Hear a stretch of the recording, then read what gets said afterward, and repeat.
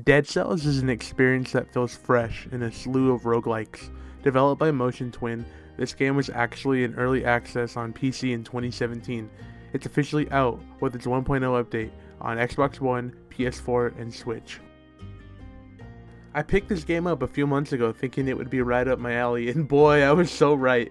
If I were to describe this game, it would be a roguelike Metroidvania with an emphasis on combat. This is you. You're just a big mass of cells. And you're going to control the body of this deceased prisoner here.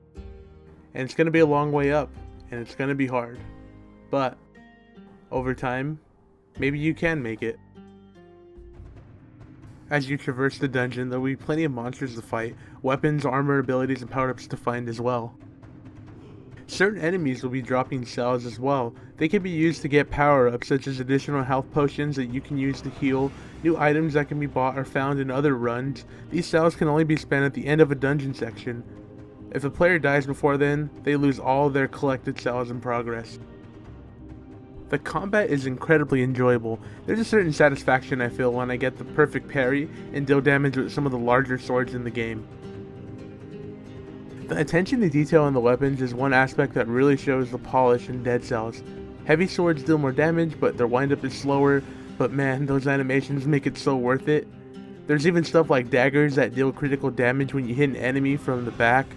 There's offensive mage or magic style spells like fire and ice, even lightning. Your character can wield a shield, which if you don't parry, you can at least reflect projectiles or take less damage from a hit. Bow shoot projectiles so you can attack an enemy from far away. There's also other items you can drop that are much more tactical, such as turrets or traps. I usually ignore them, but once you encounter enemies that seem to want to gang up on you, these items quickly become very useful, making these encounters less stressful.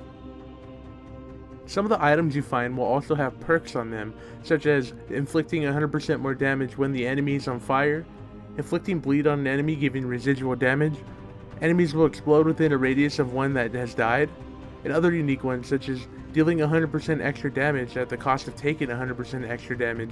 And as you play more of the game, you'll meet a character who can help you reroll and also give stronger perks on your items. There are also chests you'll find that you can loot, but there are also cursed chests which usually have great loot, but you become cursed, which means you'll die in one hit unless you kill 10 enemies, which is fantastic.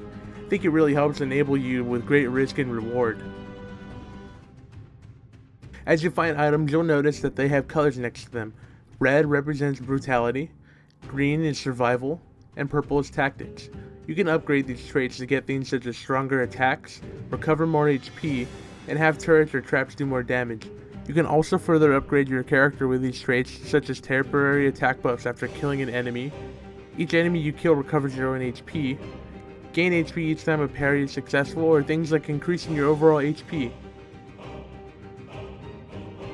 There's also colorless items, which are some of the strongest items in the game.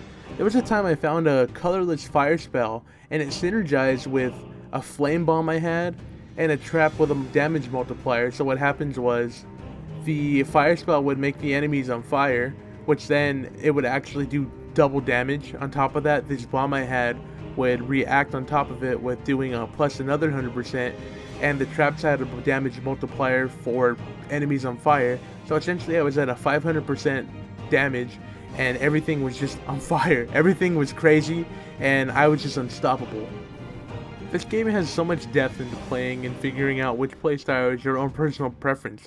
I don't think there are many bad choices. Finding the great gear that has similar abilities or that stack up, it's so satisfying to see your character demolish everything.